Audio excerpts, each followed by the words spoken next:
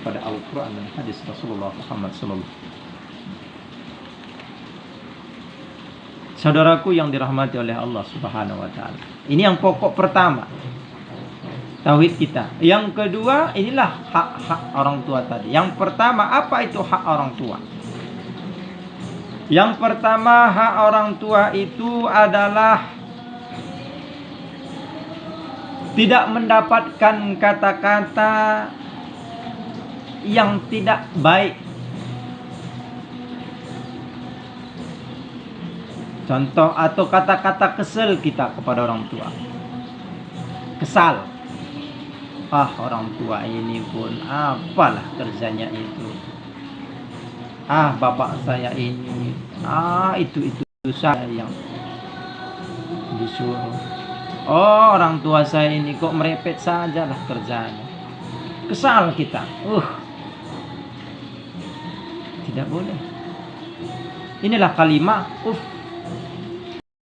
wala taqul lahum uff. Makna ini kalimat bosan kita kepada orang tua.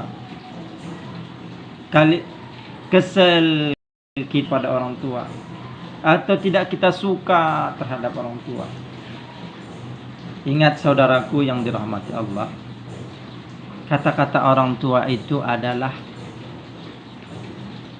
perkataan Allah yang dititipkan karenanya. Kata Allah, ridallah wa ridha walidain. Ridho Allah itu tergantung kepada ridhonya.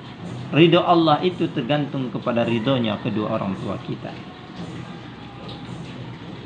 Allah titipkan dalam hati orang tua, jangan begini nak. Itu kalimat Allah dititipkan di hati orang tua kita, agar kita tidak tersesat. Maka ikuti kata orang tua itu. Jangan kita kesal, jangan kita tidak suka dengan kalimat-kalimatnya itu. Kalau kita ikuti, Allah, orang tua kita senang, ia ridho kepada kita, ia suka kepada kata-kata perbuatan kita, bahagia dia melihat kita, maka Allah Subhanahu wa Ta'ala akan bahagia, akan senang karena melihat orang tua kita senang.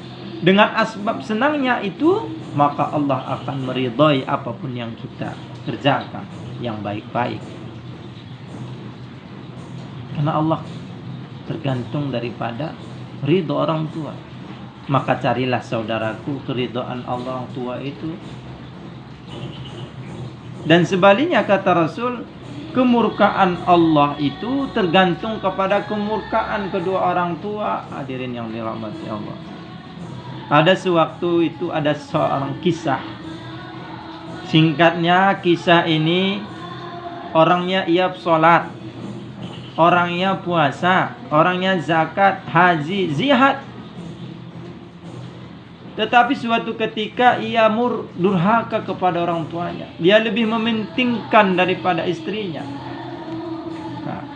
Istri. Apa yang terjadi ketika sakaratul maut? Ia susah untuk meninggal dunia. Susah. Ia ingin meninggal dunia. Orang-orang, ya Rasulullah, ini sahabat tidak bisa meninggal. Ini orang ini tidak bisa meninggal, bagaimana ini? Dia punya orang tua, kata Rasulullah. Iya, dia masih punya orang tua. Panggil orang tuanya. Dipanggil orang tuanya, diutus seseorang, orang tuanya tidak mau datang. Tidak mau datang orang tuanya.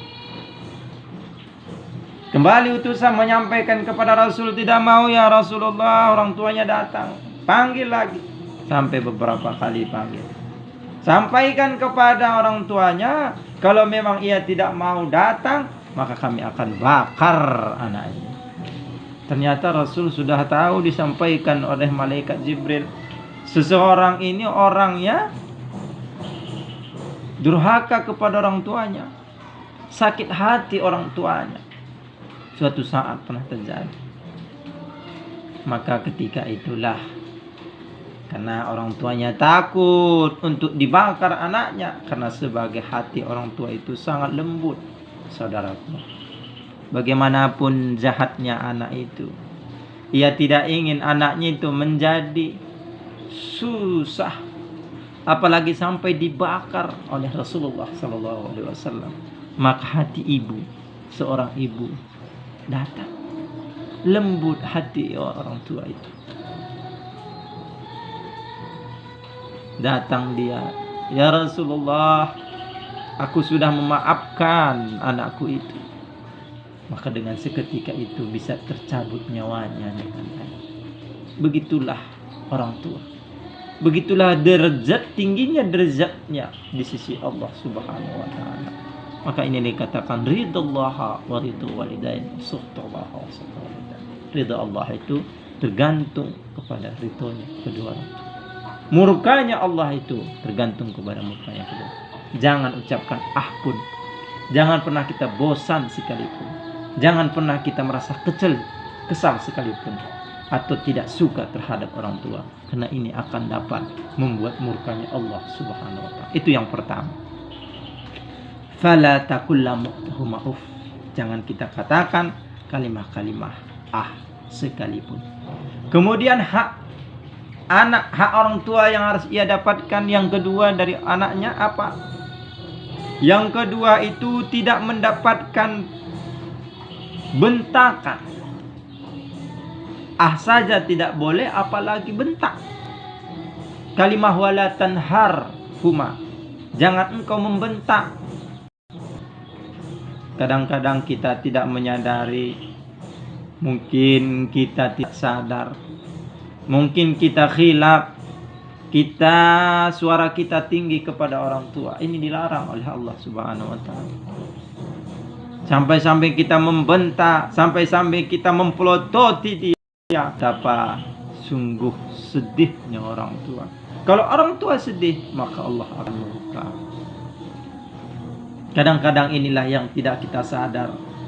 Emosi kita tidak dapat kita kendalikan. Pikiran kita tidak bisa kita kontrol. Hati kita tidak bisa kita redam. Muncul hati-hati. Ini jika terjadi, hak orang tua telah kita rusak. Tidak boleh kita membantah. Minta sesuatu dengan suara tinggi, minta sesuatu dengan nada yang keras. Naudzubillah min zalik. Kemudian yang ketiga apa itu? Setelah watla tanharuhuma, jangan membentak, wa kullahuma qaulan karima, tetapi hak orang tua yang ketiga itu ia harus mendapatkan perlakuan kemuliaan. Kita muliakan dia. Kalau seorang tamu kita muliakan, maka lebih mulialah orang tua kita. Kalau seorang presiden kita muliakan, maka lebih mulialah seorang presiden. Jika teman kita muliakan, maka lebih mulialah ia daripada tamu kita. Jika istri, suami kita muliakan, kita sayangi, lebih mulialah kita lakukan terhadap orang tua kita. Ini hak seorang ibu terhadap orang tua, kepada orang tua. Hak seorang anak, hak seorang ibu terhadap anak. Hak orang tua. Saudaraku yang dirahmati oleh Allah Subhanahu wa taala, wa qul lahum qaulan karima. Ucaplah kata-kata yang baik. Mamaku, ibuku, sayangku. Kalimat apa yang ia suka ucapkan? Wahai ibuku, engkaulah ibuku, semangat ibuku. Itu yang kita ucapkan kepada orang tua, bukan sebaliknya. Kita bentak, kita lain sebagainya, kata-kata kasar kita ucapkan. Kemudian yang selanjutnya, hak yang keempat, mendapatkan penghormatan dari anak. Dapat mendapatkan penghormatan. Mendapatkan penghormatan. Kalau kita orang hebat di luar, tetapi ketika kita balik rendah hati kita, tinggal jabatan kita, tinggal kehebatan kita, di luar kita orang penguasa, Tetapi ketika datang kita di hadapan orang tua kita, kita menjadi posisi kita sebagai anak. Di mana posisi anak? Di bawah. Kalau kita di luar itu suara kita keras-keras, kita yang paling hebat berbicara di luar sana. Tetapi ketika kita balik ke rumah, orang tua kita yang paling hebat, orang tua kita yang paling keras suaranya. Ini merendahkan, menghormati dia, tidak pernah kita ucapkan. Kalau di luar tidak ada orang yang dapat membantah kata-kata kita. Tetapi ketika kita di rumah, kita posisi kita mendengarkan kata-kata dari orang tua kita.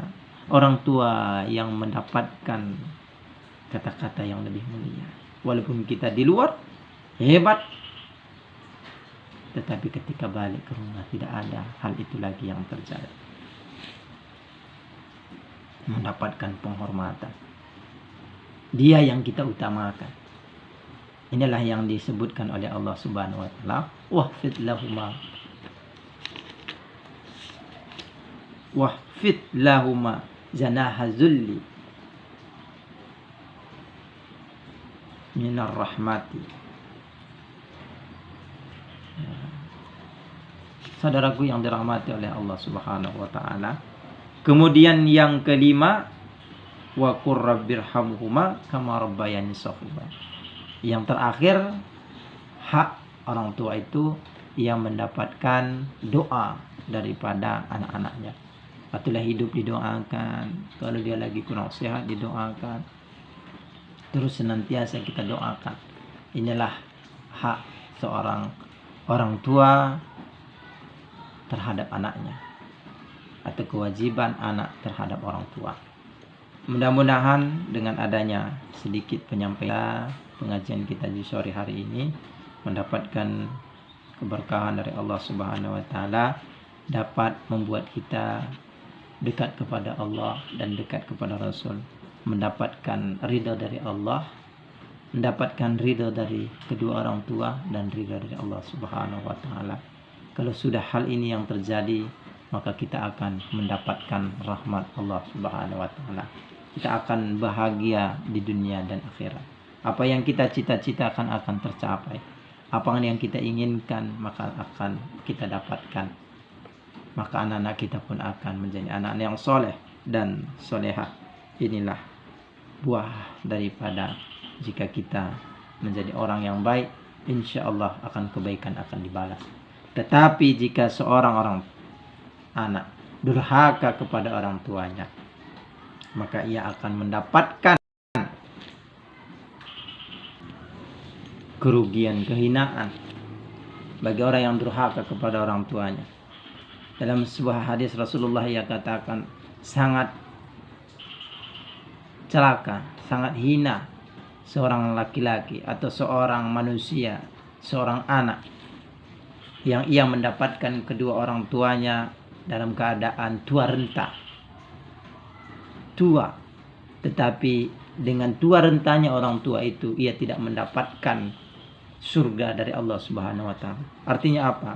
Orang tuanya membutuhkan kasih sayangnya, orang tuanya membutuhkan pertolongannya, orang tuanya butuh tuntunan dia, ingin memakaikan bajunya, ingin memakaikan pakaiannya, atau mengiring dia ke tempat-tempat yang ia inginkan, atau ingin ke kamar mandi, atau ingin ke rumah, atau ingin pergi jalan kemana-mana. Tetapi kita tidak melakukan itu, maka kita adalah orang yang celaka, kata Rasulullah Shallallahu Alaihi Wasallam. Celaka di dunia dan celaka di akhirat. Karena tidak asbab orang tuanya itu, dia tidak menyebabkan ia masuk ke surga Allah. Karena dengan berbaktinya seorang anak, itulah jalan masuk surganya seorang anak itu. Saudara-saudaraku yang dirahmati oleh Allah Subhanahu wa taala, mungkin inilah sebagai penyampaian kita, mudah-mudahan bermanfaat pada diri saya dan kepada saudara-saudaraku yang lain. Mohon maaf atas kekurangan, tentu banyak kekurangan dari kata-kata ini. Semoga Allah memperbaiki. Saya akhiri, wallahu muwaffiq ila aqwamit thoriq. Subhanallah wa bihamdihi, subhanakallah wa bihamdika, asyhadu an la ilaha illa anta, astaghfiruka wa atubu ilaik. Assalamualaikum warahmatullahi wabarakatuh.